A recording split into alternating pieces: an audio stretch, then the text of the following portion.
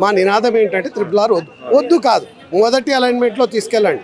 ORR నుంచి 40 kilometres లోపల RRR అన్నది ఉండాలి. దాన్ని వదిలేసి ఈరోజు ఇష్టానుసారంగా జిగ్జాగ్ రోడ్ చేసినారు. RRR అంటే ఏంటి? Regional ring road. Ring road ఎలా ఉండాలి? రింగ్ ఎలా ఉంటుంది? రౌండ్గా ఉండాలి.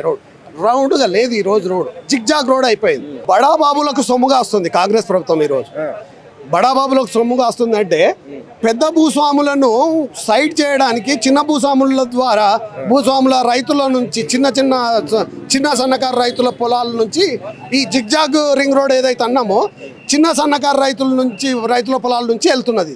అంటే రైతు రాజ్యం అని దీన్నే అంటారా? మేము ఎక్కడ వినలే. ఒకప్పుడు రైతు రాజ్యం వేరు, ఈ రైతు రాజ్యం వేరు. రైతు రాజ్యం కాదు, లంగరాజ్యం అయింది. ఈరోజు లంగల రాజ్యం అయింది. మేము ఎవరినైనా ఎదిరించే శక్తి మా రైతులకే ఉంటుంది. రైతులేంది రాజ్యం లేదు. ఎద్దేడిచిన వ్యవసాయం, రైతు ఏడిచిన రాజ్యం ఏ రోజుకు బాగుపడలేదు. కాబట్టి రైతును సక్రమంగా చూసుకుంటే రాజ్యం అనేది సరిగ్గా ఉంటుంది.